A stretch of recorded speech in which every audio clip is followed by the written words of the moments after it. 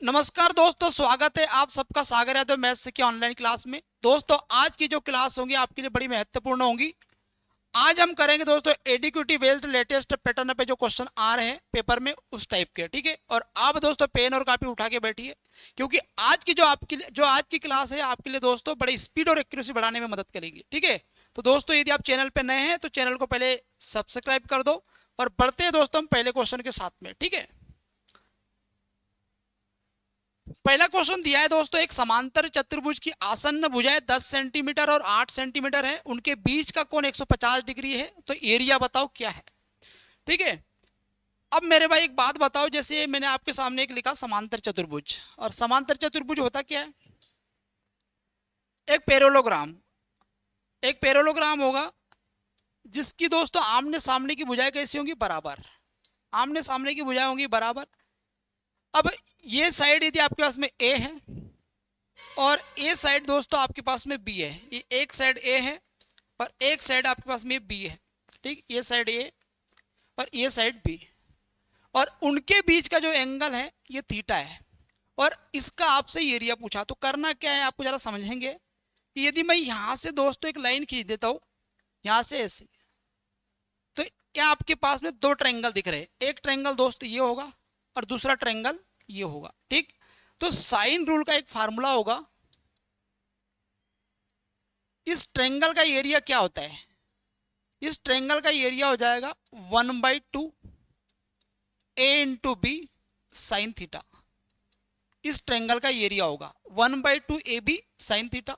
अब ये दोनों ट्रायंगल का एरिया बराबर होगा, जब इसको मैं डबल कर देता हूं तो ये बन जाएगा पैरेललोग्राम का एरिया। ये बन जाएगा पैरेललोग्राम का एरिया। ये बात आपको समझ में आया होगा। तो दो से ये दो कट जाएगा, तो ए बी साइन थीटा जो होगा ये आपका पैरेललोग्राम का एरिया होगा, जिसको हम समांतर चतुर्भुज कहेंगे। अब समझेंगे। वैसे इसका एरिया आपको पता करना है तो इसका एरिया डायरेक्ट आप लिख सकते हैं A B sine theta, A B sine theta. और ए दिया है दोस्तों आपको 10 सेंटीमीटर, बी दिया है आपको 8 सेंटीमीटर, और साइन थीटा, और साइन थीटा की जगह दोस्तों आपको 150 डिग्री रखना है। 150 डिग्री आ गई। साइन 150 का मान क्या होता है जरा आप मुझे एक बात बताओ। तो साइन 50 को आप ऐसा लिखेंगे, sine 180 minus 30, sine 180 minus 30 degree होगा। साइन 180 माइनस 30 की यदि बात करते, जब आप ट्रिग्नोमेट्री में क्वाड्रेंट पढ़ते हैं तो 180 माइनस 30 सेकेंड क्वाड्रेंट में आता, और साइन 180 जो सीरीज 180 वाली सीरीज होती है वो नो चेंज होती, तो साइन 30 आ जाएगा, ठीक है। साइन 30 आ जाएगा। अब साइन 30 का मान कितना होगा दोस्तों? 1/2। ये बात आप जानते हैं, साइन 30 का मान होता है 1/2। अब यहाँ पे 150 की जगह 1/, रख दो, तो 10 इंटू 8, और साइन 150 का मान होगा 1/2। 2 से कटेगा ये 4 बार, ठीक। और ये हो जाएगा 40 स्क्वायर सेंटीमीटर आपका आंसर होगा। बोलो यहाँ तक के कोई डाउट है क्या आपको? ठीक है, उम्मीद करता हूँ दोस्तों ये प्रॉपर आपको समझ में आया होगा। और यूपीएससी सीडीएस में क्वेश्चन आया है, अब दोस्तों ऐसे क्वेश्चन आपको देखने को मिलेंगे, ठीक है। जरा स्क्रीनशॉट ले लो इसका और बताओ कमेंट करके आपको मेरी आवाज प्रॉपर आ रही है, क्वेश्चन आपको समझ में आ रहा है क्या, ठीक है। फिर बढ़ता हूँ दोस्तों मैं आगे, ठीक है। चलो इस क्वेश्चन को बनाएंगे आप। इस क्वेश्चन को बनाओ दोस्तों, क्या आ रहा है आपका आंसर।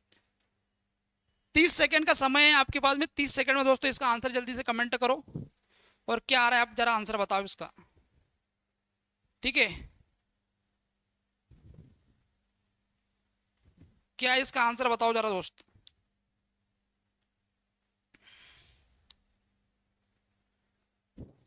चलो अब ध्यान देंगे, क्वेश्चन में दिया है जीडी में आया हुआ क्वेश्चन है, जब 7516 7635 7992 को सबसे बड़ी संख्या x से भाग लगाया जाए तो प्रत्येक स्थिति में शेषफल समान बचता है, तो x के अंकों का गुणनफल क्या है।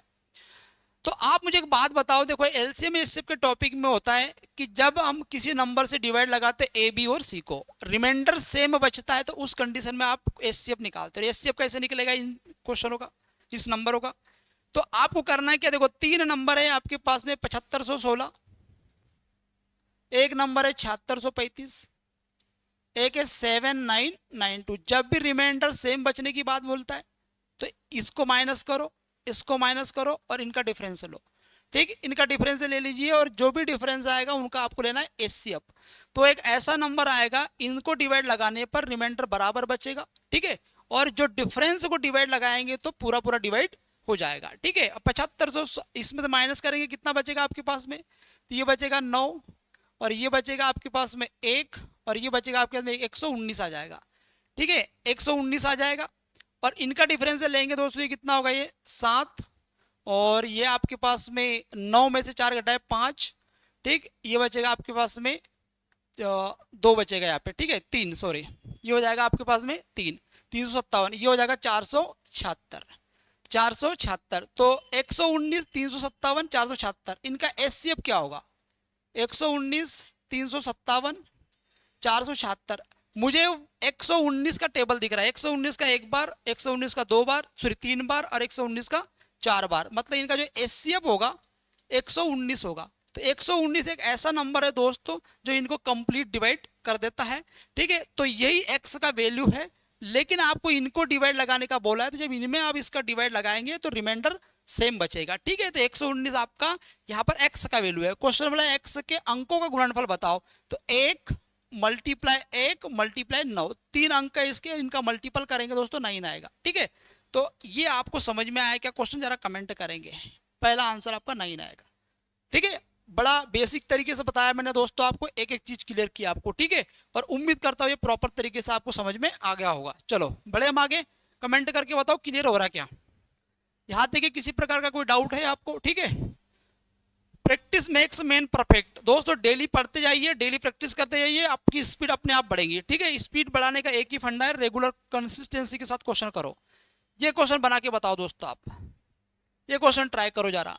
जब 8, 16, 18, 20 और 25 में सबसे छोटी संख्या x को विभाजित किया जाता है तो प्रत्येक स्थिति में शेषफल 3 बचता है, लेकिन 7 से डिवाइड लगा दिया है तो पूरा पूरा डिवाइड हो जाता है। तो x का मान बताओ। तो दोस्तों पहली बात ये चीज समझो आप, यहाँ पर क्वेश्चन में कह क्या रहा है, क्वेश्चन में ये कह रहा है कि x को 7 से विभाज्य है, पूरा पूरा 7 से डिवाइड है। तो मैं क्या करूंगा, सबसे पहले मैं ऑप्शन चेक करूंगा पहले कि ऐसा कौन सा ऑप्शन है जो 7 से डिवाइड हो रहा है आपका। तो देखो यहाँ पे 7 एकम 7, 7 दूनी 14, 6 बचेंगे, 7 9 63। दोस्तों ये मेरा आंसर आ गया, ठीक है। ये जो नंबर है 7 से पूरा पूरा डिवाइड है, लेकिन मैं आगे भी चेक करता हूँ, 7 से कट जाएगा, 7 चौक 28 दोस्तों ये नहीं होगा, 7 से ये कट जाएगा, ये भी पूरा नहीं होगा और ये भी पूरा नहीं होगा दोस्तों। एक मेरा आंसर आ गया ए नंबर का। इससे आसान दोस्तों आपको कहीं नहीं मिलेगा, ठीक है। बिल्कुल सिंपल तरीके से मैंने आपको बताया, एक लाइन में क्वेश्चन खत्म, ठीक। लेकिन आप चाहते दोस्तों इसको डिटेल में बताया तो मैं डिटेल में भी आपको करवा रहा हूँ, ठीक है। थोड़ा समय लगेगा, आप थोड़ा बनाए रखिए, ठीक है।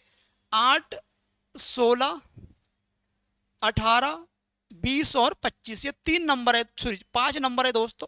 क्वेश्चन में कह रहा है कि एक ऐसा नंबर x को डिवाइड लगाएंगे तो रिमाइंडर 3 बचेगा, लेकिन 7 से डिवाइड लगाने पर पूरा पूरा डिवाइड हो जाएगा।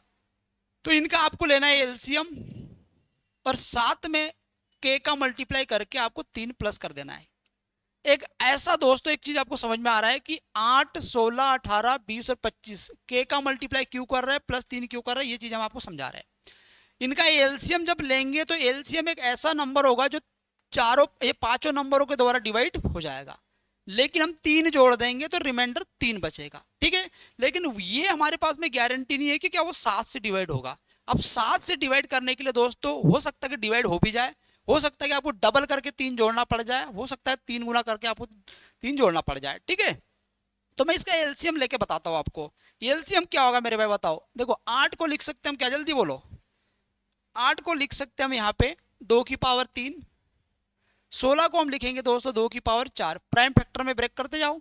18, 3 का स्क्वायर 9 होगा और 9 दूनी 18 होगा।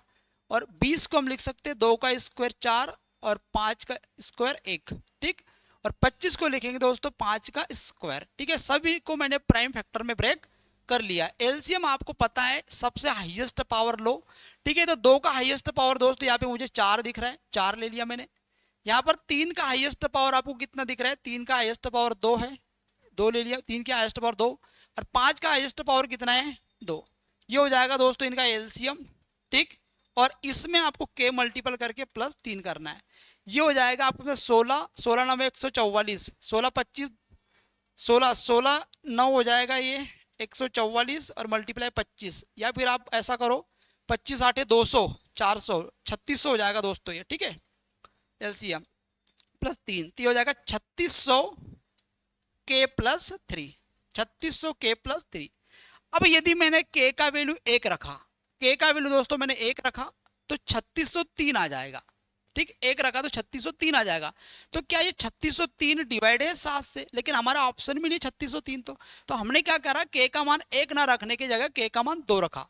तो 3600 का डबल कितना होगा दोस्तों, 7200, और 7200 में यदि आप 3 जोड़ते हैं तो 7203 आ जाएगा। तो 7203 एक ऐसा नंबर है, इनसे डिवाइड लगाने के बाद में दोस्तों, ठीक है, इनसे डिवाइड लगाने के बाद में आपको 3 रिमाइंडर देगा, लेकिन जब आप 7 से डिवाइड लगाएंगे इसको तो पूरा पूरा डिवाइड हो जाएगा। और उम्मीद करता हूं कि यहां से आपको समझ में आया होगा बेसिक तरीका, ठीक है।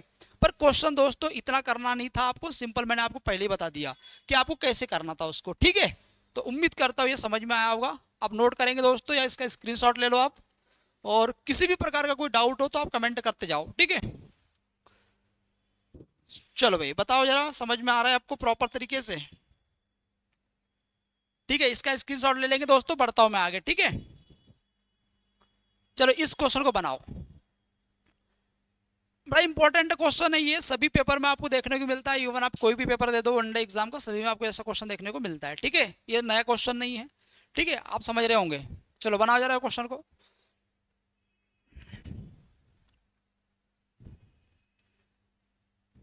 बनाओ दोस्तों। पहले वेतन 15% कम कर दिया जाता है, बाद में 10% बढ़ा दिया जाता है, तो उसका अंतिम वेतन शुरुआती वेतन की तुलना में कितने प्रतिशत कम था। दोस्तों बड़ा बेसिक तरीका मैं बताता हूं को, पहले वेतन मैंने 100 मान लिया, और 100 को दोस्तों उसने पहले 15% कम कर दिया। तो जब 15% कम करेगा ना, तो ये हो जाएगा 15% जब कम करेगा तो 85 आ जाएगा, ठीक। और 85 पर कितना परसेंट बढ़ा रहा है बाद में, और 10%। तो 85 का दोस्तों 10% जब बढ़ाएंगे तो 8.5 होगा, 8.5 होगा, मतलब ये बन जाएगा 93.5, इतना हो जाएगा उसका फाइनल वेतन।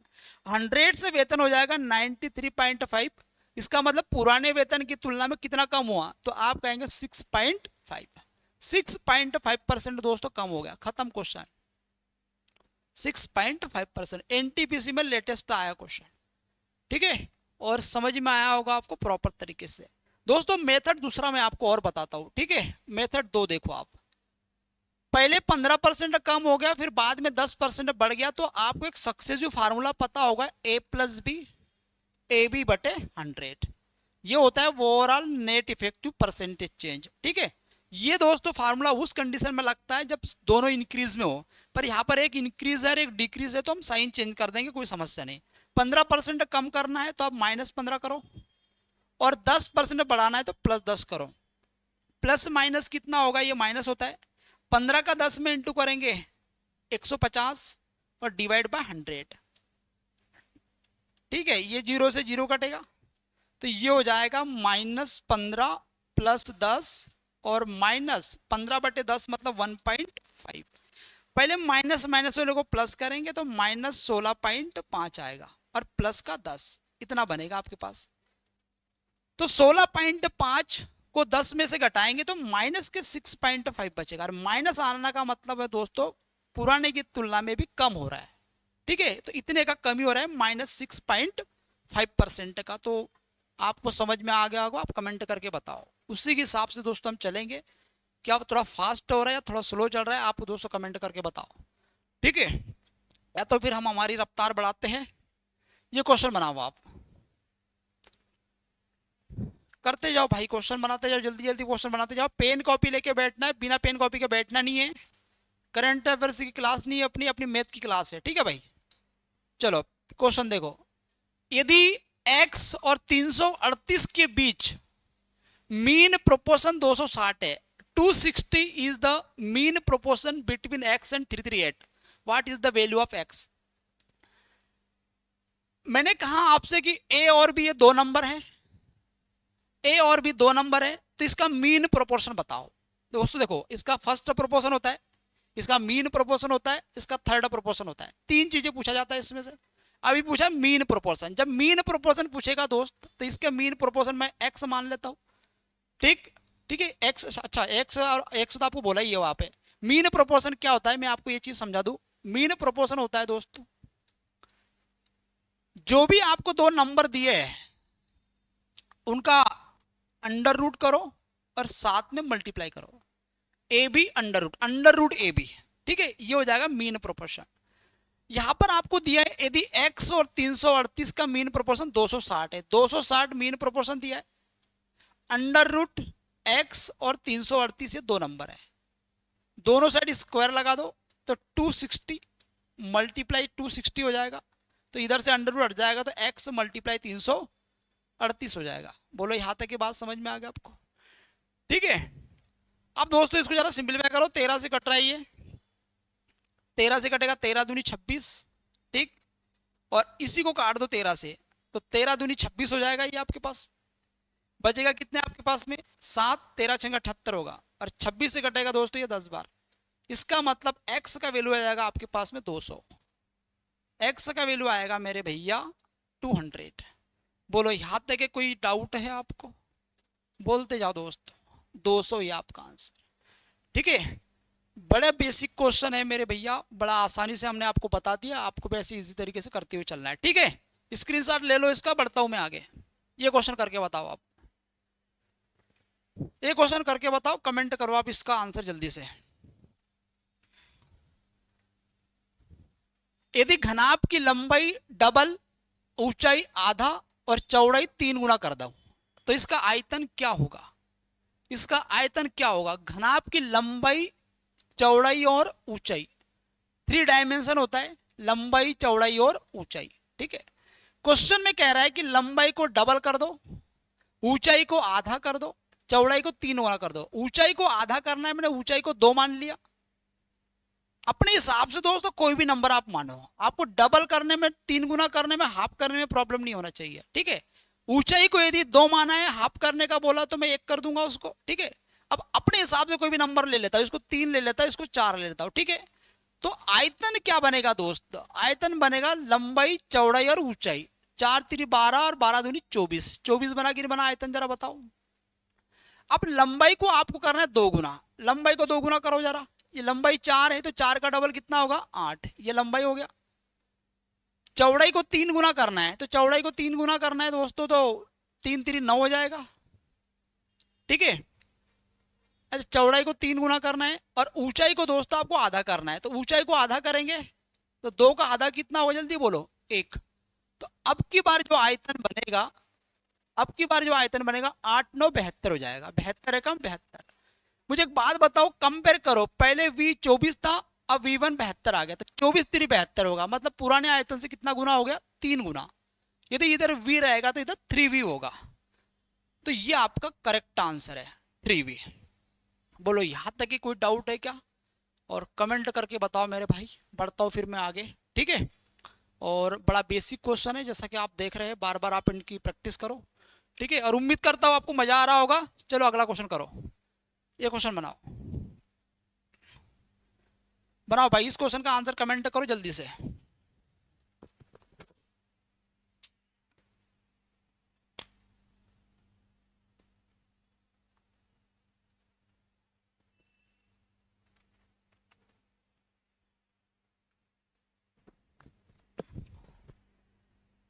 यदि एक रेलगाड़ी 36 किलोमीटर प्रति घंटे से चल रही है, 238 मीटर लंबी रेलगाड़ी, सॉरी 238 मीटर लंबी रेलगाड़ी को, सॉरी यार, यदि रेलगाड़ी 36 किलोमीटर प्रति घंटे की गति से चल रही है, 238 मीटर लंबी ट्रेन 702 मीटर लंबे टनल को पार करने में कितना समय लगेंगे, ये क्वेश्चन में आपसे बोला हुआ है। ठीक है, तो जब कोई ट्रेन किसी लेंथ ऑब्जेक्ट को पार करती है, लेंथ ऑब्जेक्ट मींस कोई प्लेटफॉर्म, कोई ब्रिज, कोई टनल, कोई अदर खड़ी हुई ट्रेन, ये होती है लेंथ ऑब्जेक्ट। इसको जब पार करती है दोस्त, तो तब डिस्टेंस हो जाएगा sum of length of train and tunnel, या ट्रेन एंड लेंथ ऑब्जेक्ट, ये आप समझ रहे होंगे ऑब्जेक्ट, ठीक है। जब कोई ट्रेन लेंथ ऑब्जेक्ट को पार करती है तो जो टोटल डिस्टेंस होगा वो दोनों की लंबाई का योग हो जाएगा, ये हो जाएगा डिस्टेंस। अब समय बोला है मेरे भैया, अब समय क्या होता है, समय होता है डिस्टेंस अपॉन स्पीड, ठीक। तो डिस्टेंस कितना है जरा पता करो, तो 238 और 702 बोलो तो 940, ठीक है। 940 टोटल डिस्टेंस है, लेकिन ये मीटर में है। अब आप ये बात जानते होंगे कि जब ये मीटर में है डिस्टेंस तो स्पीड मीटर पर सेकंड में होना चाहिए। तो 36 किलोमीटर पर आवर है। अब मुझे एक बात बताओ, 1 किलोमीटर पर आवर बराबर 5/18 मीटर पर सेकंड होता है। ये छोटी छोटी ट्रिक आपको पता होना चाहिए दोस्त। देखो 18 इधर जाएगा, 18 किलोमीटर प्रति आवर बराबर 5 मीटर पर सेकंड। ये बात आप नोट कर लो, ये बात आप फिक्स कर लो। 18 किलोमीटर पर आवर बराबर 5 मीटर पर सेकंड। कभी मैंने 72 किलोमीटर पर आवर बोल दिया तो 18 चौके 72 होगा, तो 5 चौका 20 हो जाएगा। इसी प्रकार 36 किलोमीटर पर आवर बोला तो दोस्तों 36 किलोमीटर पर आवर डबल हो रहा है, तो 5 का डबल हो जाएगा 10 मीटर प्रति सेकंड। तो कुछ नहीं, 10 यहाँ चिपका दो ऐसा और इससे उड़ा दो, 94 सेकंड, खत्म क्वेश्चन। तो जितना आप शॉर्टकट याद रखेंगे मेरे भाई, उतना आपका कैलकुलेशन इजी होते जाएगा। कैलकुलेशन इजी करने का यही तरीका होता है, ज्यादा याद रखोगे कैलकुलेशन आपका ज्यादा बढ़ेगा, ठीक है। तो नोट कर लेंगे इसको आप जल्दी से और इसका स्क्रीनशॉट लेंगे। बाकी फिर मैं बिना टाइम वेस्ट किए सीधा आगे बढ़ता हूँ और सीधी काम की बात करूंगा, कोई बकवास नहीं करूंगा, ठीक है। चलो बढ़ता हूं मैं आगे। हो गया होगा नोट, स्क्रीनशॉट ले लो इसको, ये बना के बताओ मेरे भैया, ये आप करके बताओ मुझे, चैलेंज है आप लोगों को, करो। बड़ा बेसिक क्वेश्चन है, क्वेश्चन बड़ा इजी है, लेकिन यही क्वेश्चन दोस्तों पेपर में प्रेशर देता है। कैसा करोगे फिर? चलो देखो, आपको ये बात पता होना चाहिए, आप तैयारी कर रहे हैं कि किस वैरायटी का क्वेश्चन आ गया, क्या वैरायटी होती है प्रॉफिट लॉस में, कितने टाइप के आ रहे हैं चीजें, ठीक है दोस्तों। हम सारे एक एक चीज आपको बताएंगे कि जब कोई टॉपिक पढ़ाएंगे तो टॉपिक में आपको कितने टाइप के पढ़ाएंगे, प्रॉफिट लॉस में कितने टाइप पढ़ाएंगे, डिस्काउंट में कितने टाइप पढ़ाएंगे, परसेंट में कितने टाइप पढ़ाएंगे, इतने कर लो बस, उसके अलावा आपको पढ़ने की जरूरत नहीं है। यहाँ पर लिखा है रुपेश ने 153 कुर्सियां बेची और उसे 53 कुर्सियों के विक्रय मूल्य के बराबर लाभ होता है। इस टाइप में दोस्तों दो टाइप का क्वेश्चन बनता है। एक्स वस्तु को बेचने पर, सुन लो मेरी बात, एक्स वस्तु को बेचने पर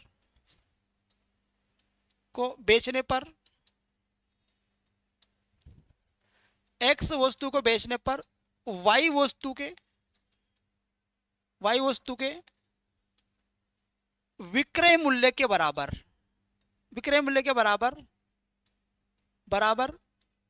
लाभ या हानि होता है। पहला टाइप तो ये होता है, पढ़ लो जरा अच्छे से। एक्स वस्तु को बेचने पर वाई वस्तु के विक्रय मूल्य के बराबर लाभ होता है। दूसरा मेरे भैया इसमें यह दिया रहता है कि एक्स वस्तुओं को बेचने पर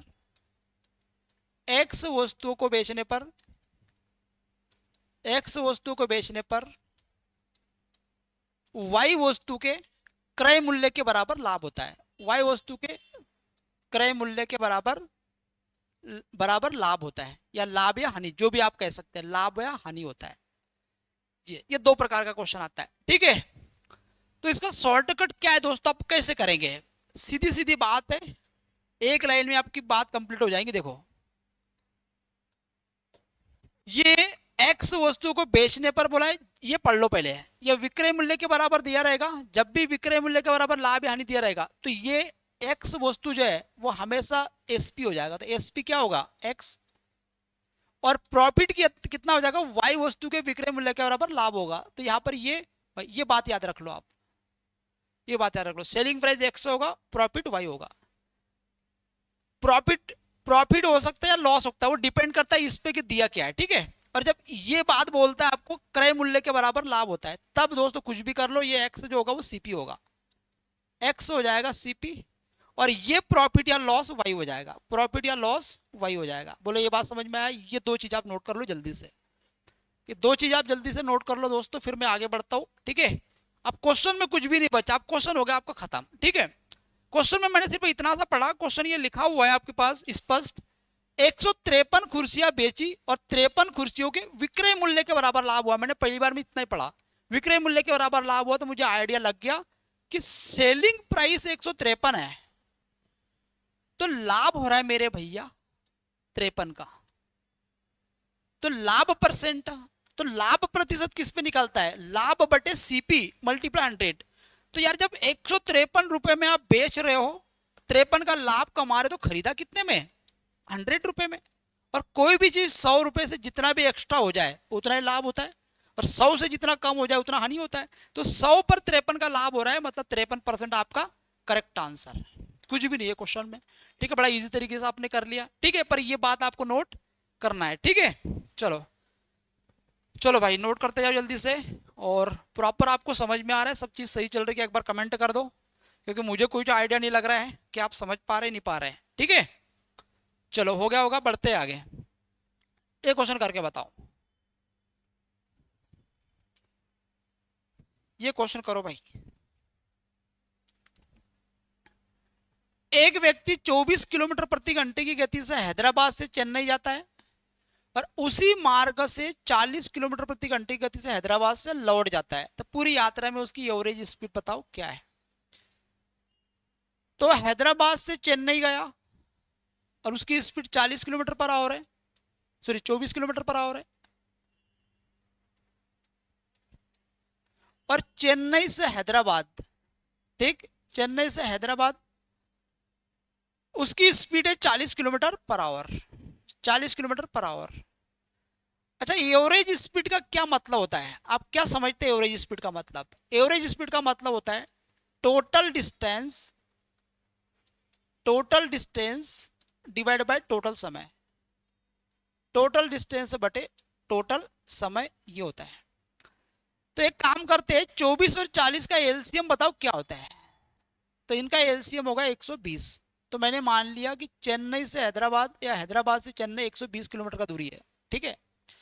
जब 24 किलोमीटर पर आवर से जा रहे हैं तो 120 किलोमीटर की दूरी चलना है, तो 24 5 120 मतलब 5 घंटे लगे, क्लियर। और वापस जब आया तो 40 किलोमीटर पर आवर से 120, तो 40 3 120 मतलब 3 घंटे उसको वापस आने में लगे। तो टोटल डिस्टेंस 120 गया और 120 वापस आया, तो 120 और 120 240, टोटल डिस्टेंस 240 हो गया। टोटल समय 5 घंटे और 3 घंटे 8 घंटे होगा, और 8 3 दोस्तों 24, 30 किलोमीटर पर आवर उसका एवरेज स्पीड है। बोलो बात आ गया समझ आपको? ये बताया मैंने आपको डिटेल तरीका है इसका बेसिक, ठीक है। बट इसका शॉर्टकट तरीका यदि मैं आपको बताऊं तो सिर्फ आप ये फार्मूला याद रखो एवरेज स्पीड का। कौन सा?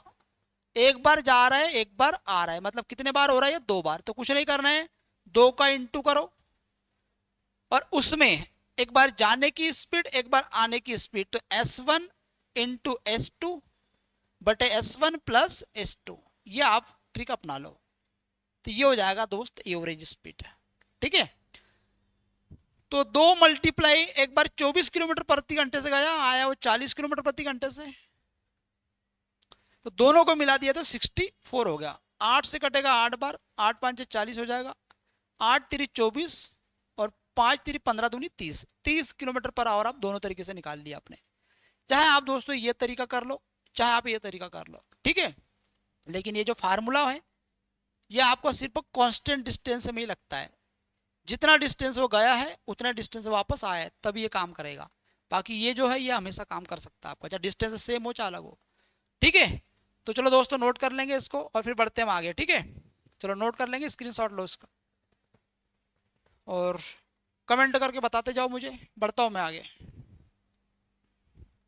चलो ये क्वेश्चन करके बताओ, बनाओ इस क्वेश्चन का क्या आंसर आ रहा है आपका। 1 मिनट का समय दोस्तों आपके सामने, आप करके बताओ इस क्वेश्चन को, और जल्दी से कमेंट करो और कमेंट करके बताओ क्या कर पा रहे हैं आप, ठीक है। पढ़ो जरा एक बार क्वेश्चन को।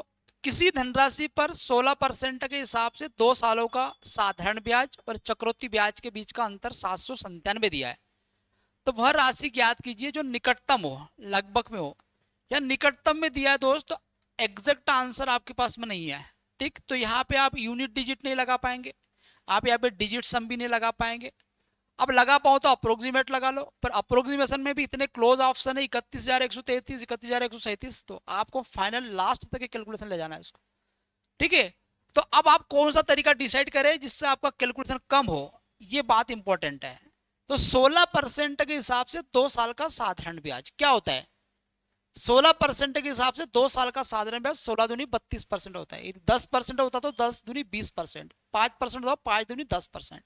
तो वैसे साधारण ब्याज की बात करते हैं ऐसा है कि तो 2 साल का ब्याज होगा 16 दूनी 32%, 32% होगा। बोलो यहां तक की बात समझ में आ गया आपको?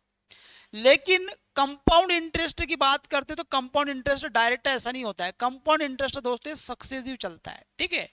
तो 2 वर्ष के लिए 16% के हिसाब से क्या सक्सेसिव होता है? तो एक सक्सेसिव फार्मूला अभी आपको बताया था, ए प्लस बी, ए बी बटे 100। ये फार्मूले में आप मान रख दो, इससे आपका आंसर आ जाएगा।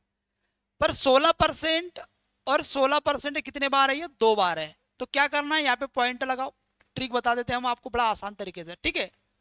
16 दूनी 32 करो मेरे भैया एक बार, ठीक है। 16 16 32 और एक बार इनका मल्टीप्लाई करो तो 16 का 16 में गुना करेंगे 256 होगा, और 256 तो डिवाइड बाय 100 होगा।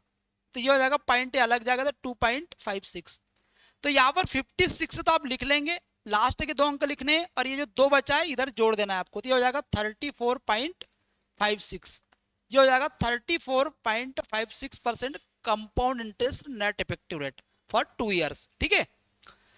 तो यहां पर लिख लो इसको। अब इन दोनों का अंतर आपको दिया हुआ है, इनका अंतर आपको कितने का दिया है जरा बताओ? इनका अंतर दिया है आपको 797, और इन दोनों में कितने का अंतर है? तो 2.56% का, 2.56% का इनका अंतर है। इसका वैल्यू दिया दोस्तों 797। तो 2.56% का वैल्यू दिया है आपको 797। तो 1% का वैल्यू क्या होगा? तो 797 डिवाइड बाय 256 लिख लेता हूं मैं। लेकिन जब डेसिमल हटाएंगे तो आपको एक 100 लगाना पड़ेगा। तो ये हो जाएगा 1% का वैल्यू। हमें प्रिंसिपल बोला है तो 100% का वैल्यू निकालो, तो 100 का और मल्टीप्लाई करो। बात क्लियर है आपको यहां तक? ठीक है। अब हम क्या करते हैं, हम इसको बिना काटे ऐसा लिख लेते, 797 कितने जीरो है? 4 जीरो, ठीक है। और 256, तो ये दोस्तों पहले 3 बार जाएगा, तो 6 3 18 होगा, 25 3 75 और 1 76, ये बनेगा। फिर ये बचेगा आपके पास में 9, और यहाँ बचेगा आपके पास में 8 में 6 2 बचेंगे, उतारेंगे 0। फिर ये कितने बार जाएगा? 1 बार जाएगा, ठीक है। तो 256, तो ये बचेगा 4 और 3, ठीक है, 4 3, और इसके बाद में उतारेंगे 0। फिर ये जाएगा आपका 1 बार, 311 तो आ गया आपके पास में, ठीक है। 311 सभी में दिया है। फिर ये बचेगा दोस्तों आपके पास में कितना? 4, और ये हो जाएगा आपके पास में, ठीक है। टोटल 3 बार जाएगा, 31 13, 31 13 का में डी में, डी वाला आंसर है दोस्तों आपका करेक्ट। चेक कर लो एक बार, 31 13 आपका फाइनल आंसर आएगा, 31 13 और लास्ट में 3, ठीक है। 3 बार और जाएगा ये, तो डी नंबर का आपका करेक्ट आंसर आएगा। 31 113 नहीं, 31 133, ठीक है। एक बार आप चेक कर लेंगे, करेक्ट आंसर आपका डी नंबर का आएगा। और दोस्तों देखो, सिंपल इंटरेस्ट का net effective rate 32% direct multiply हो जाता है, लेकिन कंपाउंड इंटरेस्ट जो होगा वो सक्सेसिव चलता है। तो 2 साल का सक्सेसिव रेट 34.56% बनेगा, ठीक है। चलो बढ़ता हूं मैं आगे। चलो ये क्वेश्चन बना के बताओ दोस्तों आप, ये क्वेश्चन जल्दी से आप करके बताओ। करो यार जल्दी से बनाओ इस क्वेश्चन को, चलो बनाओ जरा ऐसा करो दोस्तों। 1 मिनट का समय देते हैं हम आपको, 1 मिनट में आप करके बताओ जल्दी जल्दी क्वेश्चन को।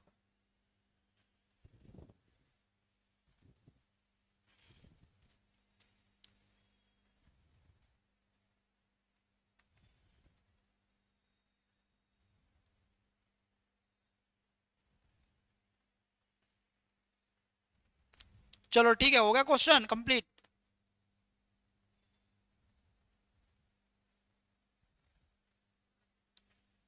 चलो, इन अ क्वाड्रिलेटरल ए बी सी और डी, ए बी बराबर 17 सेंटीमीटर, बी सी बराबर 8 सेंटीमीटर और सी डी बराबर 9 सेंटीमीटर। देखो दोस्तों, पहले तो आप कोई भी डायग्राम बना लो जो आपको सही लगे, पर ये क्वाड्रिलेटरल कैसे बनेगा, कौन सा क्वाड्रिलेटरल है ये कोई जानकारी नहीं, पर अपना अपन जैसा है एक क्वाड्रिलेटरल बना लिया, ठीक है। जैसे जैसे क्वेश्चन में बोला वैसे करो, ए बी सी और ये डी, ठीक है।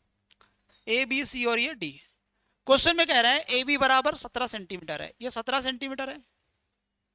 BC बराबर 8 सेंटीमीटर है और CD बराबर ये 9 सेंटीमीटर है, AD बराबर 12 सेंटीमीटर है और AC बराबर 15 सेंटीमीटर है। AC बराबर 15 सेंटीमीटर है, ये 15 सेंटीमीटर है। बात आ रहा है समझ में? और इस क्वाड्रिलेटरल का एरिया बोलो, ठीक है।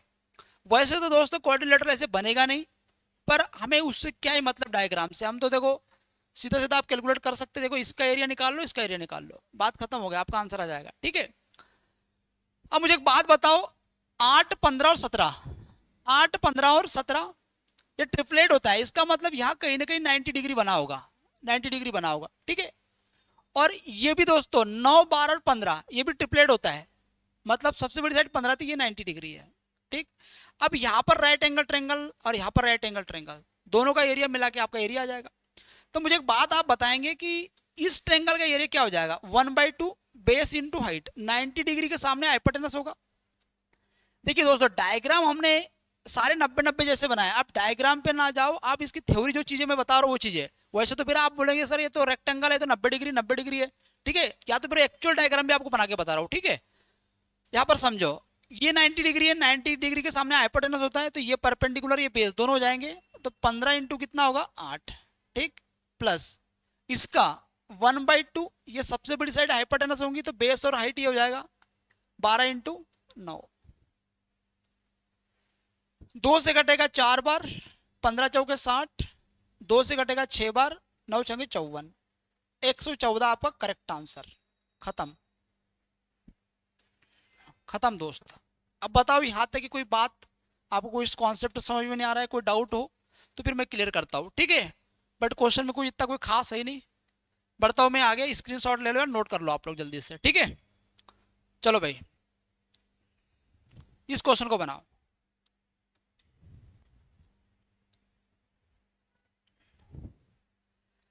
सिंप्लीफाई करना है, 2x minus 5y square 5x plus 2y का होल स्क्वायर, ये दिस नंबर आपको दिया है, एनटीपीसी में आया था दोस्तों लेटेस्ट क्वेश्चन।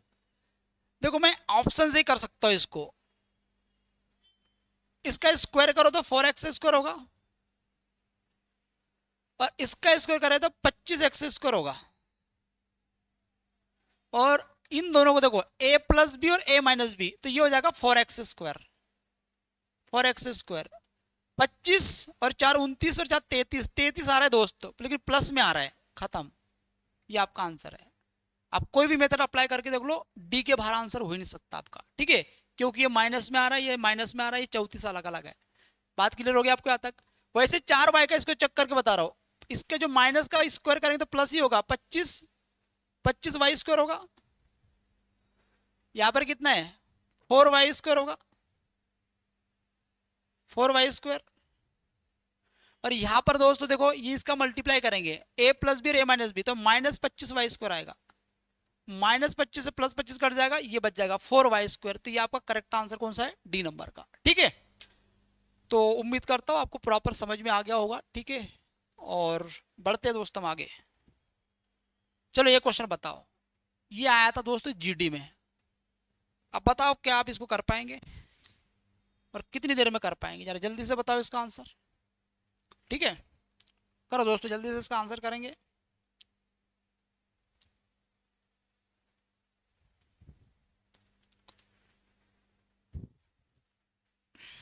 चलो क्वेश्चन में लिखा है कि एक मेडिसिन हैज 60% सब्सटेंस एस, एक दवा में 60% पदार्थ, 60% पदार्थ है पहली में, और एक दूसरा पदार्थ है दोस्त टी। एक दवा में 60% पदार्थ एस है और दूसरे में 40% टी है। यदि एस का क्रय मूल्य 30 से बढ़ाकर 40 हो गया, इसका जो मूल्य है दोस्त 30 रुपए पर किलो से बढ़ के 40 रुपए पर किलो हो गया, 40 रुपए पर किलो हो गया, और इसका जो रेट है 30 रुपए प्रति से, जब प्रति यूनिट है ना, 30 रुपए प्रति यूनिट से ये 20 रुपए प्रति यूनिट हो गया, तो नेट परसेंट क्या हो जाएगा, क्या बढ़ेगा या फिर घटेगा? तो मुझे एक बात बताओ कि यहां पर ये जो पहला है 60% का 30, मतलब 60% है, ये 30 रुपए पर यूनिट था, तो कितना बन रहा है ये, तो 30 का 60%, 30 का 60%, और इसी में फर्स्ट कितना है 40, 30 का 40%, ये होगा 30 का 40%, 40%, ठीक है। रेशियो इसका कितना है 40 का 60%, 40 का 60%, और इसमें सेकंड है दोस्तों 20 का 40%। अब इसको सॉल्व कर लो आप। देखो ये जीरो से आपने ये जीरो काट दिया तो 18 आ जाएगा, इससे आपने ये कैंसिल आउट कर दिया 12 आ जाएगा, सेम इससे आप ये कैंसिल आउट कर दो 24 आएगा, और इससे कैंसिल आउट कर दिया 8 आएगा। इसका मतलब क्या हुआ 18 और 12 30, 18 12 30 होगा, 24 और 8 कितना होगा 32, 2 से कटेगा दोस्तों 10 बार, 2 से कटेगा 1 मिनट, 24 8 4 12 32, ठीक है ना। ये कितना होगा आपके पास में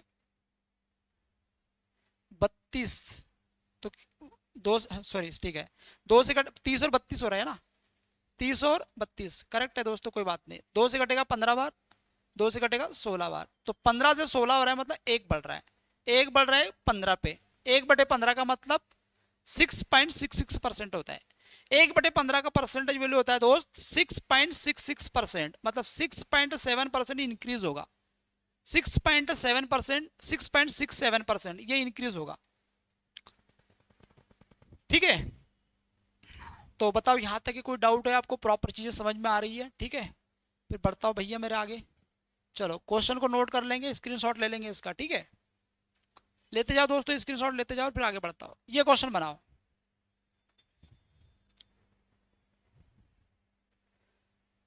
एक ट्रेंगल का एरिया कांस्टेंट है, यदि आधार को 20% कम कर दिया जाता है और इसकी ऊंचाई को कितने परसेंट बढ़ाना पड़ेगा। एक ट्रेंगल का एरिया होता है दोस्तों 1/2 base into height, 1/2 base into height, ये ट्रेंगल का एरिया होता है।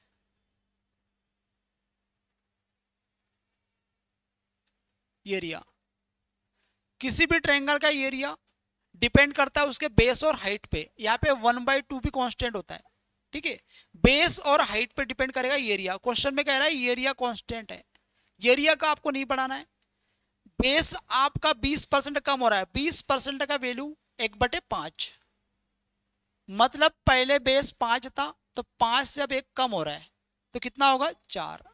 अब जब ये कांस्टेंट बनाना है आपको तो ये उल्टा करना पड़ेगा, रिवर्स, ये होगा 4 और ये होगा 5, ठीक। आप ये जानते एरिया बराबर बेस इंटू हाइट। एक बात मैं आपको समझाना चाहता हूं, जब भी एरिया कांस्टेंट होता है, ठीक, तो ये बेस और हाइट एक दूसरे के इनवर्स होंगे, बेस और हाइट एक दूसरे के इनवर्स होंगे। जो बेस का रेशियो होगा उसका उल्टा करेंगे हाइट आएगा, और हाइट का रेशियो उल्टा करेंगे बेस आएगा, ठीक है। तो मुझे एक बात बताओ, यहाँ पर कितना इंक्रीज दिख रहा है आपको, 4 से 5 हो रहा है, मतलब 1 का वृद्धि दिख रहा है।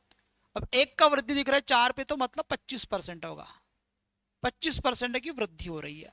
तो हाइट को आपको 25% बढ़ाना पड़ेगा और बेस को आपको 20% कम करना पड़ेगा, तभी आपका एरिया कांस्टेंट, ट्रेंगल का एरिया कांस्टेंट बना रहेगा, ठीक है। चलो भाई बढ़ता हूं आगे। चलो ये क्वेश्चन बनाओ दोस्तों जरा, इस क्वेश्चन को करो, बनाओ, इसका क्या आपका आंसर आ रहा है।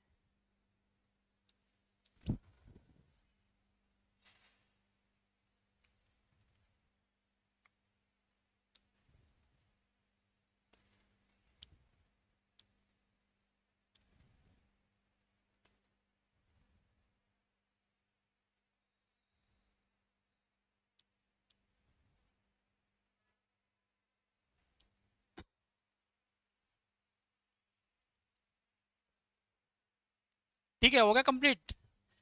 एक जिले की जनसंख्या 3,85,000 है, जिसमें से 1,68,000 पुरुष है, 52% जनसंख्या लिटरेट है और 21% पुरुष लिटरेट है, तो कितने प्रतिशत महिलाएं लिटरेट है। यार देखो इस प्रकार का दोस्तों क्वेश्चन जो है, आप यदि एलिगेशन वाले कॉन्सेप्ट, डेविएशन वाले कॉन्सेप्ट या एवरेज वाले कॉन्सेप्ट, इनसे यदि करते हैं तो आपका कैलकुलेशन काफी कम होगा, ठीक है। मतलब आप बहुत इजीली क्वेश्चन को निकाल सकते हैं। जैसे कि मैं आपको बताना चाहता हूँ, देखो टोटल कितने हैं, यहाँ से मैंने 3 जीरो हटा दिए और ये 3 जीरो हटा दिए, मुझे तो जस्ट रेशियो चाहिए, यहां पर लिख लो मेल और फीमेल, मेल और फीमेल ऐसा लिख लो आप। क्वेश्चन में ये कह रहा है आपसे कि पूरी 52% जनसंख्या लिटरेट है, पूरी 52% जनसंख्या पढ़ी लिखी है, जिसमें से 21% पुरुष पढ़े लिखे हैं, तो कितने परसेंट महिलाएं पढ़े लिखे हैं, ये क्वेश्चन में आपसे बोला है। तो यहां से पुरुष और महिला का रेशियो आपको चाहिए, तो वहां से आएगा 3,85,000 से, सॉरी हाँ 3,85,000। तो मुझे एक बात बताओ, टोटल कितने हैं? 385, जिसमें से पुरुष कितने हैं? 168, क्योंकि मैंने जीरो से जीरो हटा दिए। इसको और सिंप्लीफाई कर सकता हूं, ये टोटल है, ये मेल है, तो इसको 7 से काट दो, 7 5 35, फिर 7 5 35 हो जाएगा, 7 दूनी 14, 7 चौका 28, ठीक। इसके बाद में 55 टोटल है, 24 पुरुष है, 24 पुरुष है, तो महिलाएं कितनी? तो 55 में से 24 घटाओ, तो ये आ जाएगा दोस्तों आपके पास में 31, ठीक है, ये आ जाएगा 31। अब बताओ यहां से जरा करेंगे कैसे, देखो इन दोनों का डिफरेंस लो, इन दोनों का डिफरेंस यहां लिखो, 52% में से 21% यदि घटाते हैं तो 31% बचता है। इसका क्या मतलब होता है? इसका मतलब होता है 31 यूनिट का वैल्यू 31%, तो 1 यूनिट का वैल्यू 1%, तो 24 यूनिट का वैल्यू 24%। और आप एवरेज को जानते हैं कि यदि यहां पर देखो, यहां पर ज्यादा है तो फिर इधर इधर क्या होगा, फिर जरा बताओ। कहने का मतलब ये है कि यदि यहाँ पे कम है तो इधर ज्यादा होगा, 52% से यदि यहाँ कम है तो 52% इधर ज्यादा होगा, क्योंकि इसकी जो रेंज होती दोनों के बीच में होती। तो 52 में 24 जोड़ दो तो ये हो जाएगा 76%, तो 76% फीमेल लिटरेट होंगे। सिंपल सी बात, आपको इतना सा करना है। एक बार और समझा दो, यहाँ पर यदि कम है तो यहाँ पर आपको ज्यादा होना चाहिए। कितना ज्यादा होना चाहिए? इतना, दोनों को जोड़ के रखो, 76%, ठीक है, ये 76% आएगा आपका। चलो भाई नोट कर लो इसको, फिर आगे बढ़ते हैं हम आगे, ठीक है। तो यहां तक आपको बड़ा प्रॉपर समझ में आ रहा होगा दोस्तों, उम्मीद करता हूँ बहुत अच्छा चल रहा होगा, ठीक है। और इसके बाद में दोस्तों हम आगे बढ़ते हैं, जो कि सबसे ज्यादा पेपर में क्वेश्चन इनसे पूछे जा रहे हैं, ठीक है। अब ये क्वेश्चन बता करके बताओ आप मुझे। क्वेश्चन में ये डेटा दिया हुआ है, आपको प्रॉपर दिख पा रहे हो? If the mode of the following data is 140, जो निम्नलिखित डेटा दिया है आपको, इसका मोड दिया है दोस्तों आपको, बहुलक बोलते हैं हम जिसको, 140। तो इसमें x का वैल्यू आपसे बोला हुआ है, ठीक है, x का वैल्यू बोला है। जनरली इसमें सारे नंबर दिए होते हैं और आपको एक वैल्यू पूछ लेता है, मोड क्या है, मीडियन क्या है, मीन क्या है, ठीक है। इसमें से मोड बोला है दोस्तों। मोड का एक फार्मूला होता है, ये ग्रुप डेटा है आपके पास में। मोड बराबर क्या होता है? मोड बराबर क्या होगा?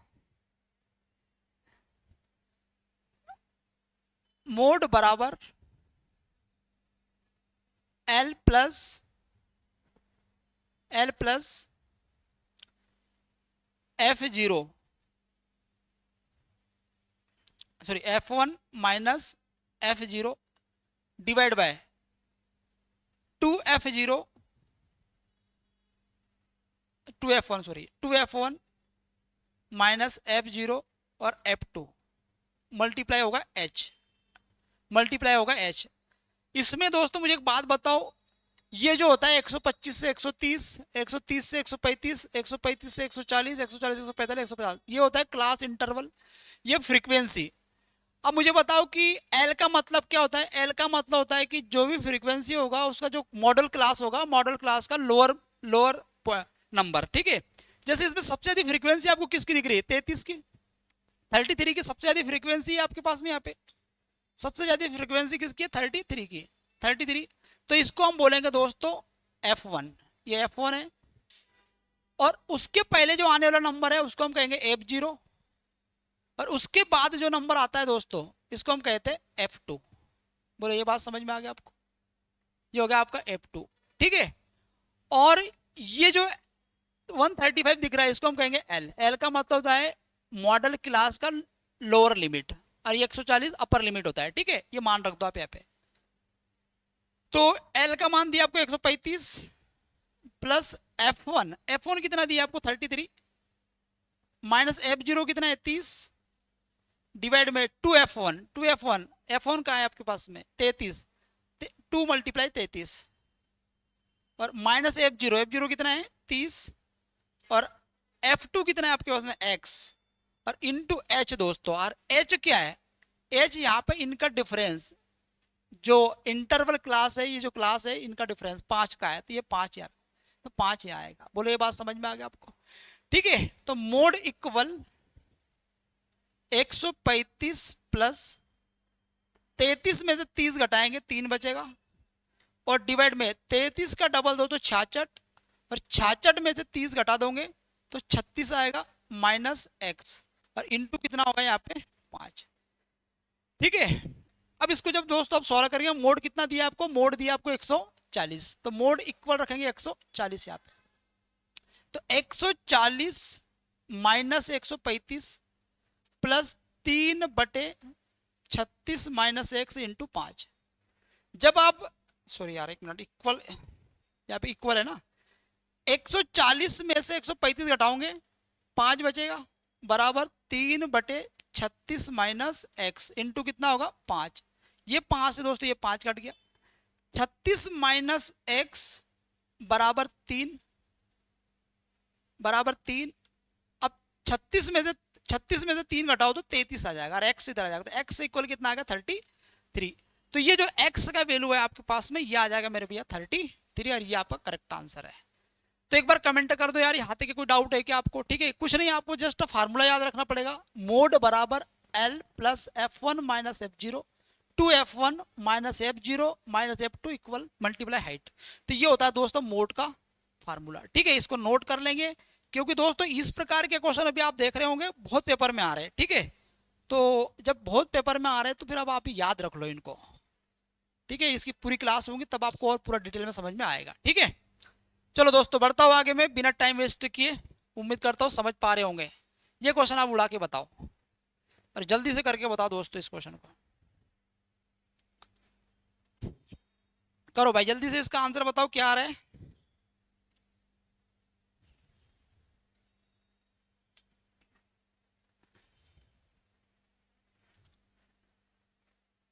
एक व्यक्ति का खर्च उसकी बचत से 175% ज्यादा है, खर्च उसकी बचत से 175% ज्यादा है। यदि बचत उसकी 100 की है तो उससे 175% बोले तो 275 हो जाएगा। 100 प्लस ये हो जाएगा खर्च और सेविंग। 25 से काट दो दोस्तों इसको, 25 चौके 100 होगा, 25 से कम 25, 25 से कम 25, ये 11 बार कटेगा। ठीक है, क्वेश्चन में कह रहा है उसका खर्च 12% कम हो जाता है और उसकी बचत 40.5 बढ़ जाती है, तो उसकी आय में कितनी वृद्धि होगी। दोस्तों कुछ नहीं करना है, सबसे इजी तरीका बताता हूं मैं आपको। देखो यहां पर आपको खर्च लिख लेना है, यहां पर आपको सेविंग लिख लेना है। खर्च कितना कम हो रहा है 12%, तो माइनस 12%। सेविंग बढ़ रहा है 40.5, तो इसको करेंगे 40.5%। गॉट इट, यहां तक समझ आ रहा है। खर्च का रेशियो दोस्तों 11 है और सेविंग का रेशियो 4 है। सेविंग का रेशियो कितना है 4। तो दोस्तों यहाँ पे जो आता है ना, इसको हम एवरेज कहते हैं, एवरेज। और ये आ जाएगा इनकम का परसेंट। आय में कितनी वृद्धि होगी तो इनकम का परसेंट आएगा। ठीक है, जब भी आप एवरेज पढ़ोगे तब आपको बात का आइडिया लगता है कि खर्च का परसेंट, सेविंग का परसेंट, इनकम का परसेंट, और यहाँ पर रेशियो हो जाएगा खर्च और सेविंग का। ठीक है दोस्तों, एवरेज निकालने के लिए आपको डायरेक्ट इसका मल्टीप्लाई करो इसमें, तो ये हो जाएगा 132%, 11 गुना 12 प्लस 40.5 में 4 का मल्टीप्लाई करो, 40 चौके 160 होगा, 5 चौके 20 मतलब 2 होगा, तो 162। 162 डिवाइड बाय टोटल कितना है 11 4 15। बस ये आपका आंसर आएगा, ये आपका इनकम में परसेंटेज चेंज हो जाएगा। तो 162 में से दोस्तों घटाएंगे 30 आएगा, और 30 में 15 का भाग लगाओ तो 2 बार कटेगा, तो 2% दोस्तों ये पॉजिटिव आ रहा है। इसका मतलब इनकम में 2% की वृद्धि हो रही है। ये आपका करेक्ट आंसर। दोस्तों ये जो तरीके मैं आपको बता रहा हूँ, एलिगेशन, डेविएशन, जो भी तरीके हैं, इसी से आपका कैलकुलेशन स्पीड बढ़ेगा। यदि आप इसको बेसिक में करेंगे, फ्रैक्शन लगाओगे, एक्स मानोगे, वाई मानोगे, तो दोस्तों समय बच ही नहीं सकता, आपको समय लगना ही लगना है। तो इसलिए आपको ऐसे तरीके आने करने ही पड़ेंगे। ठीक है, तभी समय आपका बचेगा, और वो दोस्त हम सारे आपको एक कॉन्सेप्ट कराएंगे। ठीक है, बढ़ता हूं आगे। चलो ये क्वेश्चन बनाओ, बहुत बढ़िया क्वेश्चन है। अब कौन इसका सबसे पहले आंसर बताएगा, ये इंपॉर्टेंट है। करो जरा जल्दी से आंसर इसका बताओ। एक गांव की वर्तमान जनसंख्या दोस्तों 1 लाख है, जो प्रति वर्ष 25% की दर से बढ़ रही है। 3 साल पहले और 2 साल पहले की जनसंख्या में अंतर। अब कैसे दोस्तों इसको कम से कम समय में करेंगे आप जरा ये बताओ मुझे, और हम आपको बता रहे ध्यान से समझेंगे। देखो करना क्या है, 25% की दर से बढ़ रहा है, 25% की दर से बढ़ रहा है 3 साल पहले और 2 साल पहले की जनसंख्या में अंतर। 25% का वैल्यू क्या होता है, 25% का मान होता है दोस्त 1/4। ठीक, तो 1/4 होता है दोस्तों, तो 2 साल की बात चल रही है, तो 2 साल में 4 से कितना होगा 5, और 3 साल में देखो 2 साल में देखो 2 साल में 25% पर एनम है, इसका मतलब 1/4, तो 4 से 5 हो रहा है 1 साल में। तो जब 2 साल की हम बात करेंगे तो स्क्वायर लगा दो और यहाँ पे भी स्क्वायर लगा दो, 4 का स्क्वायर 16 और 5 का स्क्वायर 25। ये बात आपको समझ में आया होगा। इसका मतलब ये वर्तमान जनसंख्या है और 2 साल पहले जनसंख्या दोस्तों कम रही होंगी, तभी तो वर्तमान बढ़ के आई है। तो ये 2 साल पहले की जनसंख्या है, ये वर्तमान जनसंख्या है। अब 3 साल की यदि मैं बात करता हूं तो 4 की पावर 3 करो और 5 की पावर 3 करो, 4 की पावर 3 64 और 5 की पावर 3 125। अब 3 सालों में क्या होता है, ये वर्तमान जनसंख्या है और ये 3 साल पहले की जनसंख्या है। तो आप मुझे एक बात बताओ यार, ये जो वर्तमान जनसंख्या दोनों जगह अलग अलग आ रहा है आपके पास में, तो इसको सेम कर लो, आप इसको सेम कर लो, फिर क्वेश्चन हो जाएगा दोस्तों खत्म, फिर कुछ भी नहीं बचेगा। यार 125 है तो यहाँ भी 125 बना, 5 का इंटू करो तो इधर 5 का इंटू करो, तो 16 5 80 हो जाएगा और 25 5 125 हो जाएगा। इसका मतलब दोस्तों यदि वर्तमान जनसंख्या 125 है तो 3 साल पहले ये 64 और 2 साल पहले 80। ये बात आ गया समझ में। अरे 2 साल पहले जा रहा है, ठीक है, 2 साल पहले जा रहा है और 3 साल पहले जा रहा है, तो 3 साल पहले जा रहा है तो कम रही होंगी और 2 साल पहले ज्यादा होंगी। ठीक है, वर्तमान जनसंख्या आपको 125 दिया है, तो 125 का मान दोस्तों 1 लाख दिया है आपको। ठीक है, 125 का मान 1 लाख दिया है, तो 125 से दोस्तों कितने बार कटेगा, 4 बार 500 होगा तो 8 बार 1000 होगा, तो सीधा 800 हो जाएगा 1 का मान। क्वेश्चन में अंतर बताओ, तो 64 और 80 में क्या अंतर है, ये 2 साल और ये 3 साल पहले, अंतर कितने का है, देखो 16 का अंतर, 16 का अंतर है दोस्तों। 1 का मान यदि 800 है तो 16 का मान कितना होगा, 16 गुना 800, ये 00 16 8 128 12800। अब कर लो दोस्तों अपने तरीके से, इससे आसान तरीका हो ही नहीं पाएगा। ठीक है, बड़ा इजी तरीका बताया, 12800 आपका करेक्ट आंसर है और जीडी में आया हुआ क्वेश्चन है, उड़ा दो क्वेश्चनों को। ठीक है, और प्रॉपर तरीके से समझ में आ रहा होगा, एक बार स्क्रीनशॉट ले लो, कमेंट कर दो आपको समझ में आ रहा है क्या। ठीक है, चलो ये क्वेश्चन बनाओ दोस्तों, ये क्वेश्चन बताओ, एनटीपीसी में आया क्वेश्चन। हर बार क्वेश्चन में आपको नंबर दिए होते हैं, एलसीएम पूछा जाता है, लेकिन इसमें एलसीएम देके एक नंबर गायब कर दिया है और बोला है कौन सा नंबर एक्स का हो सकता है, बताओ क्या होगा। करो जरा जल्दी से बनाओ इसका आंसर।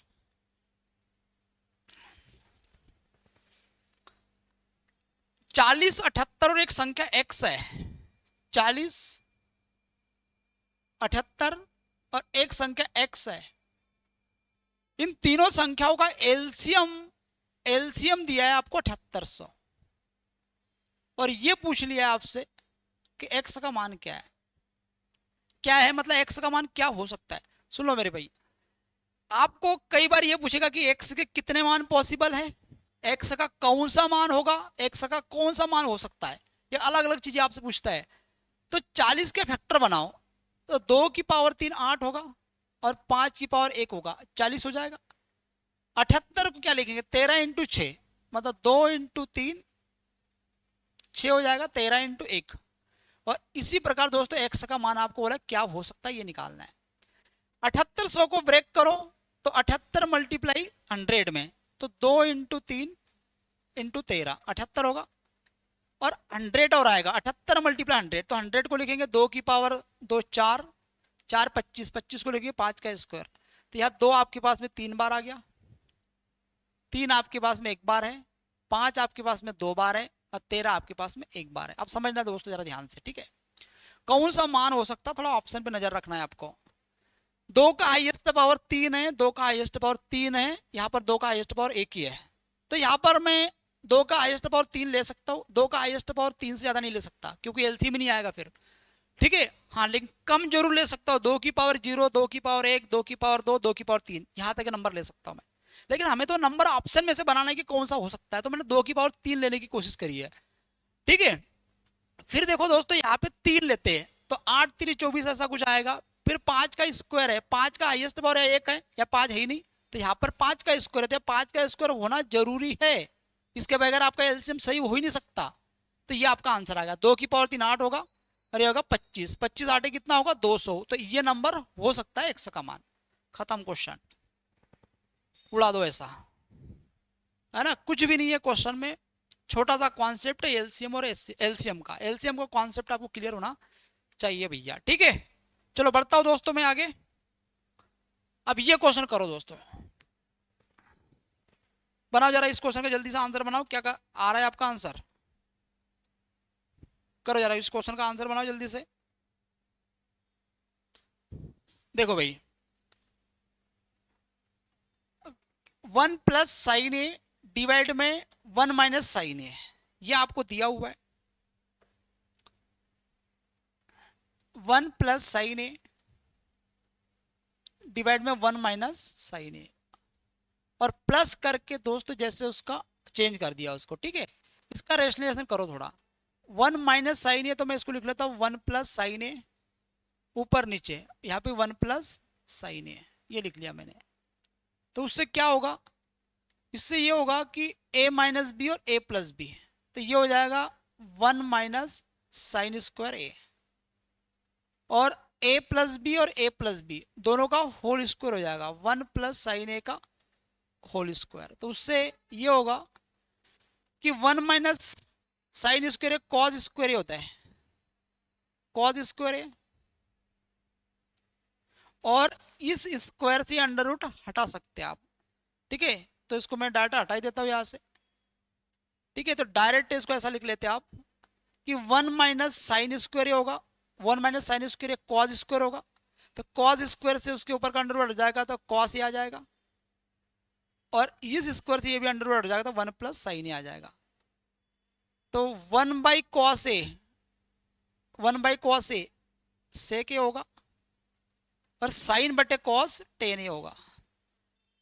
तो sec A plus tan A, sec A plus tan A दोस्त इसका मान आया, sec A plus tan A. Just ये इसके ये रिवर्स है, उल्टा है, तो यहां पर आ जाएगा सेक ए माइनस टेन ए। तो टेन ए से टेन ए कट जाएगा, सेक ए sec A to sec A होगा, टू सेक होगा, ठीक है। सेक ए होगा 2 सेक ए।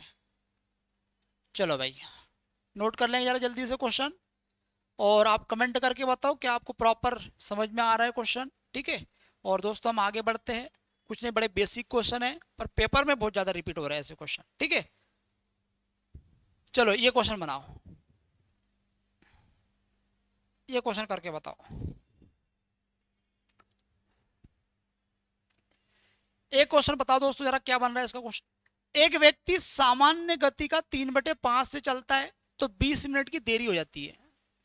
यदि वो अपनी इस सामान्य गति से चलता है तो सामान्य समय बताओ क्या है। 3/5 से यात्रा कर रहा है, पहले उसकी स्पीड 5 थी, अब वो 3 से चल रहा है, तो 20 मिनट डिले हो रहा है। इसका मतलब दोस्तों डिस्टेंस वो पहले भी उतना ही गया है जितना वो अब जा रहा है। पहले 5 की स्पीड से गया, अब 3 की स्पीड जा रहा है, तो डिस्टेंस तो वही है। तो डिस्टेंस जब वो कांस्टेंट होता है, डिस्टेंस यदि कांस्टेंट है, अब डिस्टेंस कांस्टेंट है तो स्पीड इनवर्सली प्रोपोर्शनल होगा समय के। स्पीड का रेशो क्या है, 3/5 स्पीड से चल रहा है, इसका मतलब ये जो 5 है ये उसका ओरिजिनल स्पीड है, ठीक। और अब 3/5 से चल रहा है, मतलब 5 की जगह वो 3 कर रहा है, तो ये करंट स्पीड है अभी जो चल रहा है वो, ठीक। तो 5 स्पीड से वो 3 स्पीड कर रहा है, तो समय उसको लग रहा है 3 से 5, 3:5 करने का है। बोले ये बात समझ आ गया आपको।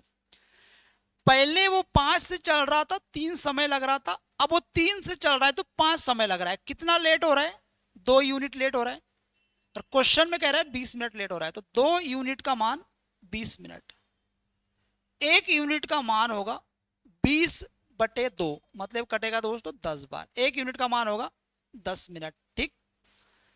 तो सामान्य समय क्या हो, तो सामान्य स्पीड उसकी कौन सी है 5, और 5 से कितना समय लग रहा है 3, एक का मान 10 है तो 3 का मान कितना होगा 30 मिनट, तो 30 मिनट उसका सामान्य समय होगा, 30 मिनट उसका सामान्य समय होगा। बी, बी ऑप्शन आपका करेक्ट है। अब बताओ यहां तक कि कोई डाउट है क्या आपको? ठीक है, तो उम्मीद करता हूं यहां तक आपको समझ में आ गया होगा प्रॉपर तरीके से, कोई भी प्रॉब्लम नहीं हो रही। ठीक है, ये क्वेश्चन बनाओ जरा दोस्त, प्रोबेबिलिटी परम्यूटेशन कॉम्बिनेशन। दोस्तों अभी तो ये काफी ट्रेंडिंग में चल रहा है, ये क्वेश्चन बहुत आ रहे हैं पेपर में, आप कोई भी पेपर उठा के देखो। ठीक है, तो इनकी आपको अच्छी प्रैक्टिस करनी है। और ये दोस्तों क्वेश्चन आपका आया था सीजीएल मेंस 2025 जो जनवरी में हुआ था 18 तारीख को। ठीक है, अब यार करके बताओ अब जल्दी से इसका आंसर क्या आ रहा है, कमेंट करो जल्दी से इसका आंसर क्या आ रहा है आपका।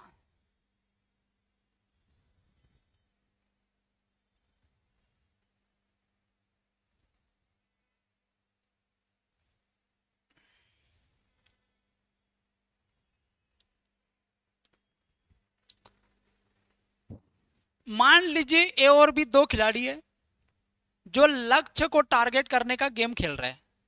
ए और बी द्वारा लक्ष्य को टारगेट करने की प्रोबेबिलिटी 2/3 और 3/4 है।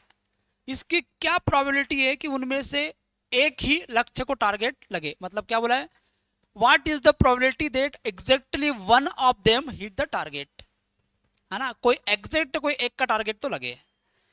मुझे एक बात बता दोस्तों, देखो ए और बी दो खिलाड़ी है, बड़ा आसान तरीका मैं आपको बताऊंगा। ए और बी दो खिलाड़ी है, ए और बी दो खिलाड़ी है, एक की प्रोबेबिलिटी है लक्ष्य को टारगेट लगाने की 2/3, जब ये हिट करने की टारगेट है प्रोबेबिलिटी है, तो मिस करने की कौन सी है 1/3। ठीक, ये उसकी प्रोबेबिलिटी हिट करने की है तो ये मिस करने की है। बात आ गया समझ में? इसी प्रकार बी की यदि बात करते तो इसकी प्रोबेबिलिटी दोस्तों 3/4 है, तो मिस करने की 1/4 है। यदि 3/4 उसकी प्रोबेबिलिटी यदि हिट करने की है तो जो मिस हो जाएगा वो 1/4 की होंगी। तो ओनली वन, एग्जैक्ट वन की बात चल रही है, exactly one, one of them, one of them hit the target. तो इसका मतलब ये होता है कि ए के हिट करने की प्रोबेबिलिटी तो बी के ना करने की प्रोबेबिलिटी, बी के हिट करने की प्रोबेबिलिटी ए के ना करने की प्रोबेबिलिटी, ये होता है दोस्तों एग्जैक्टली वन ऑफ देम, उनमें से कोई एक का हिट करने की। ए का टारगेट लगेगा तो बी का मिस होगा, बी का लगेगा तो ए का मिस होगा। तो ए का हिट करने की प्रोबेबिलिटी 2/3 है, तो बी के मिस करने की कितनी, जल्दी बोलो, 1/4। बी के लगने की 3/4 है, तो ए के मिस करने की 1/3 है। अब करो जरा क्वेश्चन को, 2 से कटेगा दोस्त 2 बार, 3 से कटेगा 3 बार, ये हो जाएगा 1/6, ये हो जाएगा आपके पास में 1/6 और ये हो जाएगा 1/4। जब इसको सॉल्व करते हैं आप तो एलसीएम 12 आएगा, 6 दूनी 12, 4 तीन 12, 5/12, 5/12 दोस्तों आपका करेक्ट आंसर है। 5/12 वो आंसर होगा कि exactly one of them hit the target. ठीक है, और उम्मीद करता हूं कि बड़ा प्रॉपर आपको समझ में आया होगा। कोई किसी को कोई डाउट हो तो बता दो, बढ़ते हम आगे। ठीक है, चलो भैया बढ़ते आगे, अगला क्वेश्चन करेंगे आप। ये क्वेश्चन बनाओ, यूपीएससी सीडीएस में आया था 2025 में।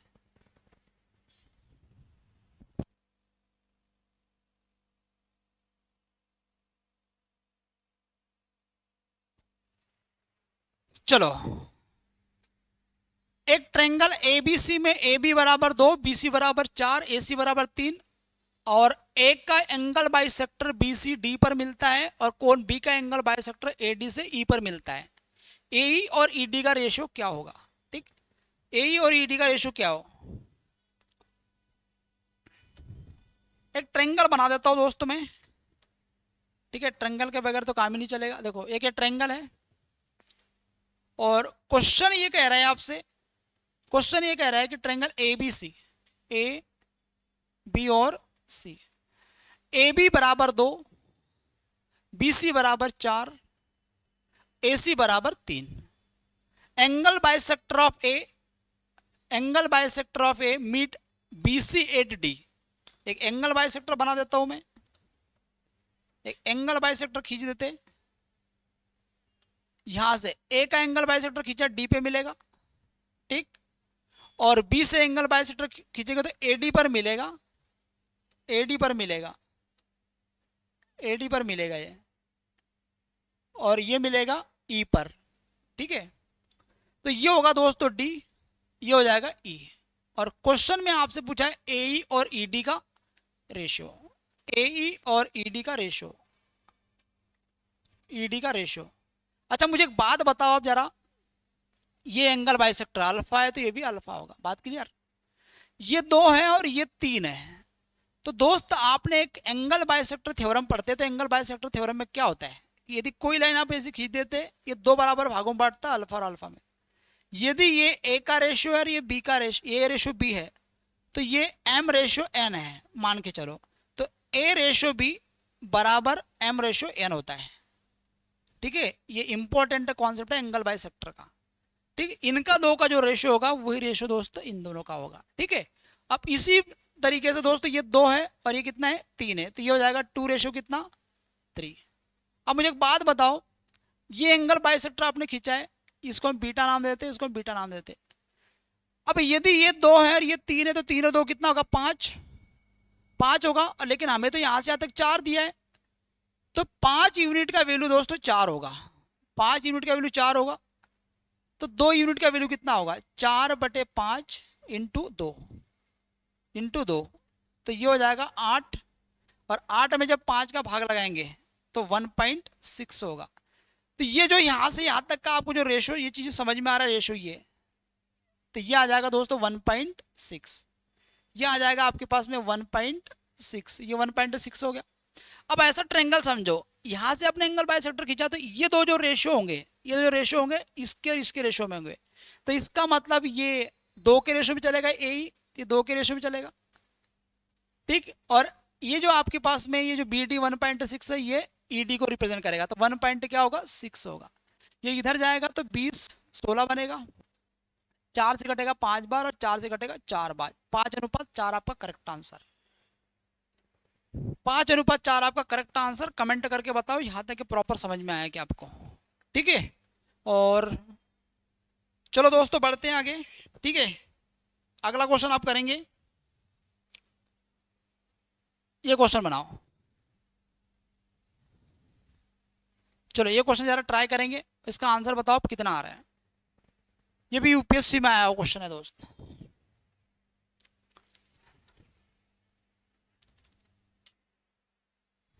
क्वेश्चन में क्या कह रहा है आपको, अ tower subtend an angle of 60 degree at a point A on the same level at the foot of the tower B is a point vertically above A। एक टावर है,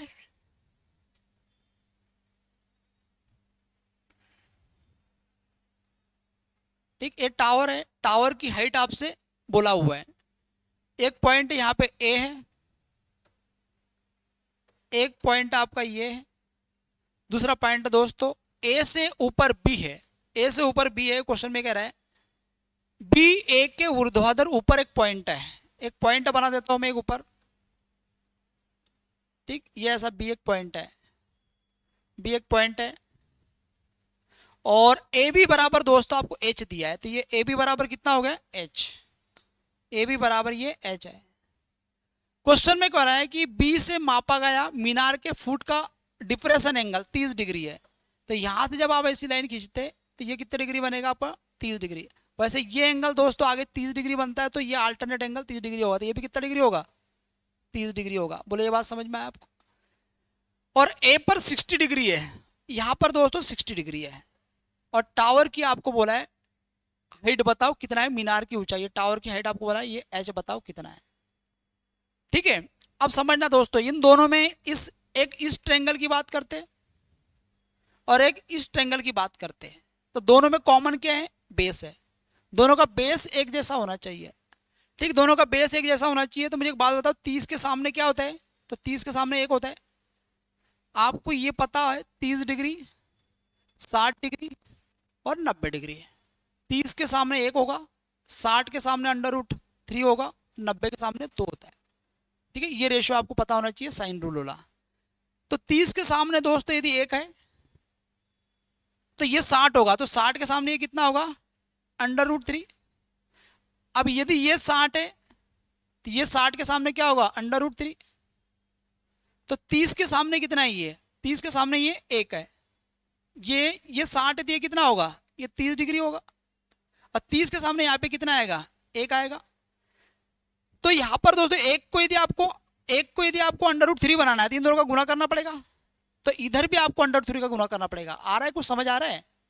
तो ये हो जाएगा दोस्तों √3 कितना होगा, 3 हो जाएगा। ये बात आ गया समझ में आपको? यदि ये h दिए हैं, 1 का मान यदि h है तो 3 का मान 3h होगा। ये आपका आंसर आ गया। 1 का मान यदि h है तो 3 का मान होगा 3h, मतलब ये 3h आ गया आपके पास में। बोलो ये बात समझ में आ गया? ठीक है, एक बार और समझाता। देखो यहाँ पर 30 है, 30 के सामने 1 होता है, तो 60 के सामने √3 होता है। ठीक, फिर ये दोस्तों यहाँ पर 30 के सामने यदि 1 है, 60 के सामने यदि √3 है, ये 30 के सामने 1 है, तो इस 30 के सामने यदि 1 है तो ये भी 60 होगा, तो 60 के सामने √3 होगा। तो यहाँ 1 है, यह √3 है, तो जब भी 1 को √3 बनाएंगे तो √3 का इंटू हो जाएगा इन दोनों का, तो यहाँ √3 बन गया। तो जब ये √3 बन गया तो इधर भी आपको √3 का गुना करना पड़ेगा, तो 3 आ जाएगा आपके पास में। ठीक है, या तो फिर दोस्तों अलग अलग बेस से मैं चीजें आपको समझाता हूँ। बेस अलग अलग बनाओ, देखो अलग अलग बेस से समझाता हूँ मैं। देखो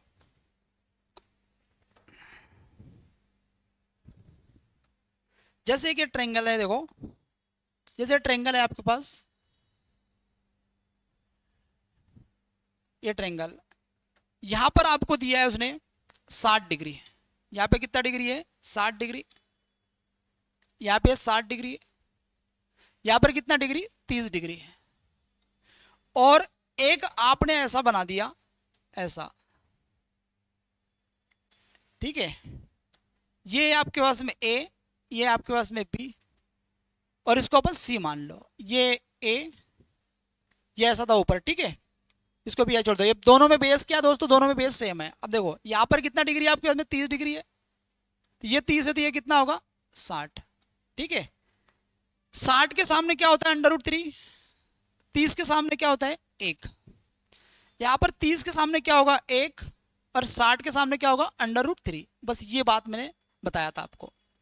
अब मुझे ये चीज करना है कि ये दोनों बेस तो सेम है ना आपके पास में, यहाँ पर भी ये है, यहाँ पर सी है, तो ये दोनों बेस सेम है आपके पास में। अब बेस सेम है तो या √3 है तो या 1 है, तो 1 को दोस्तों √3 बनाना पड़ेगा आपको। तो इसको √3 बनाने के लिए √3 का मल्टीप्लाई करो, तो इधर भी आपको √3 का मल्टीप्लाई करना पड़ेगा। तो √3 कितना होगा, 3 हो जाएगा। तो मैं कह रहा हूं कि यहाँ पर h है, 1 का मान यदि h है तो 3 का मान कितना होगा, 3h। तो 1 का मान यदि h है तो 3 का मान होगा 3h। खत्म क्वेश्चन। अब इतना था आपको करना था। ठीक है, तो इसका स्क्रीनशॉट ले लो दोस्तों, नोट कर लो। आप बढ़ता हूं मैं आगे, पूरा डिटेल हो गया इसका। ठीक है, चलो ये क्वेश्चन बनाओ, ये क्वेश्चन करो दोस्त।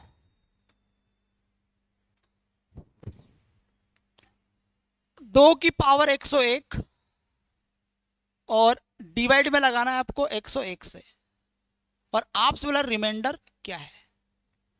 रिमाइंडर क्या है भाई, अब सुनना मेरी बात जरा ध्यान से।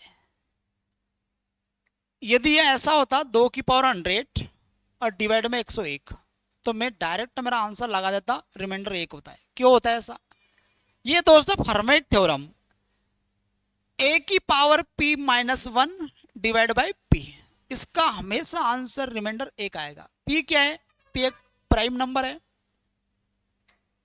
तो जितना नीचे प्राइम नंबर रहेगा उससे एक कम पावर होना चाहिए। ठीक है, और a और p दोनों मिला के को प्राइम बनाना चाहिए, को प्राइम बनाना चाहिए। एसएससी का फेवरेट क्वेश्चन है ये क्वेश्चन दोस्तों, आपको यूपीएससी में पूछा, a और p को प्राइम होना चाहिए।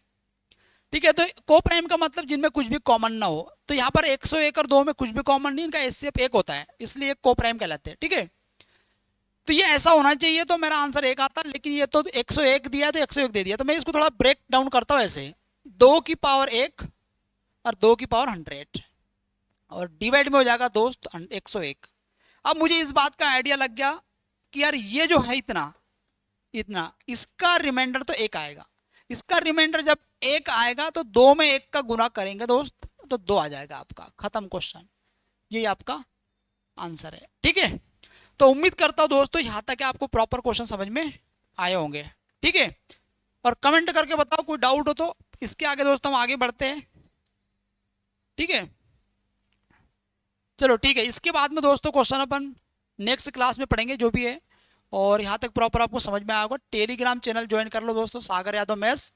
और यदि आप नए हैं तो यूट्यूब चैनल को सब्सक्राइब कर लो, क्योंकि आपको नए नए कॉन्सेप्ट, नए नए ट्रिक्स, नए नए चीजें हम आपको बताते चलेंगे। बिल्कुल अपडेटेड क्वेश्चन, इक्विलिटी के क्वेश्चन पे पैटर्न है, ठीक है।